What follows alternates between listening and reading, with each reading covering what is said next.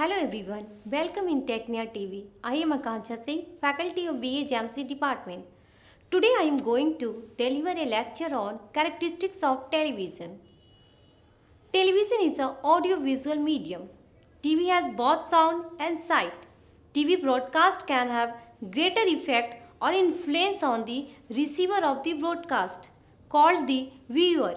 The potential of TV to have greater effect or impact is because, according to psychologists, the eye absorbs much more than the ear in the same time. The eyes also retain in the seen images much longer than the ears can. Then, first is wide reach and high credibility. Television is a supreme medium of mass communication. With the support of the satellite technology today, it can reach all the corners of the globe. As MC Luhan, the prophet of media communication, said, TV has turned world into a global village in respect of communication of information and ideas in thought exchange. TV has widened the mental horizons of man. It has become the supreme educator of the man. The man can be educated to feel as a citizen of the world. TV has a great potential for imparting fruitful lessons on one world education to mankind. TV is a credible, a believable medium. Seeing is believing. Things that few people might believe otherwise become believable when shown on the TV screen. Because of its reach and believability, it becomes a powerful medium for projecting the world of politics, sports, and art, personalities, events, and ideas. Second is glamour medium. TV is a glamour medium. You watch on TV glittering personalities and events, international conferences, sports meet and festival, fashion shows, travel shows, and interviews with world leaders, bold and beautiful personalities, as well as rich and famous people. Because of its glamour, TV has also been called the magic box. Very few can resist the glamour and magic of TV. It has a habit of attracting people to the point of addiction.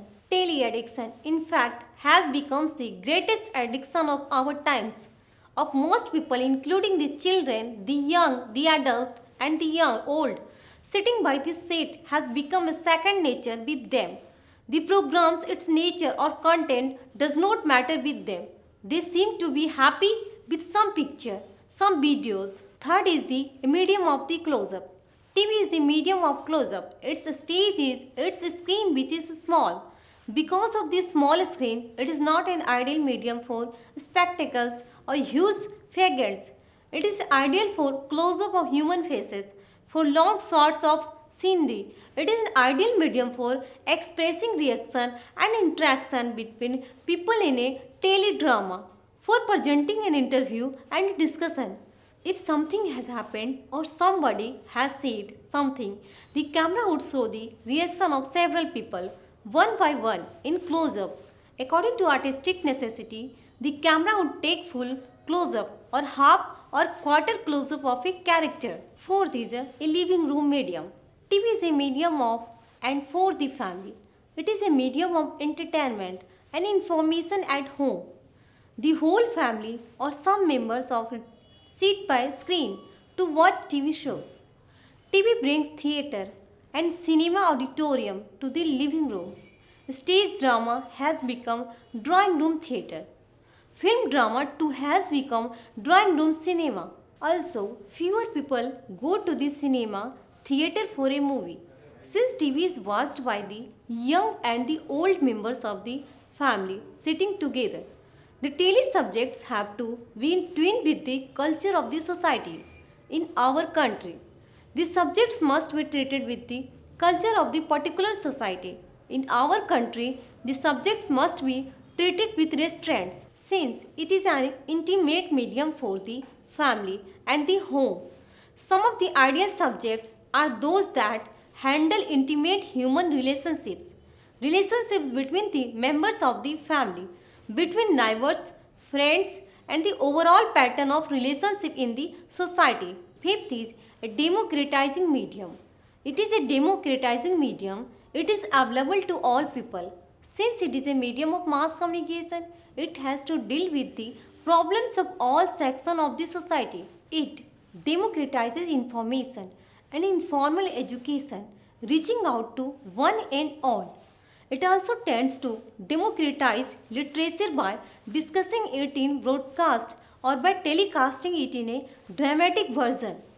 Since TV, a mass medium, has to cater to all sections of the society, it is not generally and uniformly very artistic. Highly artistic things might go over the heads of the common viewer. As against TV, the stage can afford to be highly artistic view because its audience is selective. 6 is a medium of immediacy. TV is a medium of immediacy. It captures the events even as they are happening much before the newspaper comes out with information on event next morning. Yesterday's news is no news on TV. It will make TV look updated. TV is a supreme reporter. In audiovisual terms, it reports the events here and now. Remember how the CNN or BBC reports minutes by minute presidential election results or Olympic or Gulf War. TV operates in a fixed time unit. Every program slot has a time chunk. This time unit must be respected. Otherwise, all time schedules for all programs would be disturbed. 7 is advertiser influence. TV is the great salesman of modern times. The businessman sells his products and service through TV. This medium is much more effective for him to reach out to a vast number of potential and actual customers than the newspapers, hoardings, etc. TV advertisements or programs sponsored by businessmen can reach tens of millions of people. No newspaper can ever dream of reaching out to such large numbers. So, today I have talked about characteristics of television. I hope you have understood about this. In next class, I will introduce about importance of television. Thank you for watching this video. If you like this video, please subscribe Technia TV. Thank you.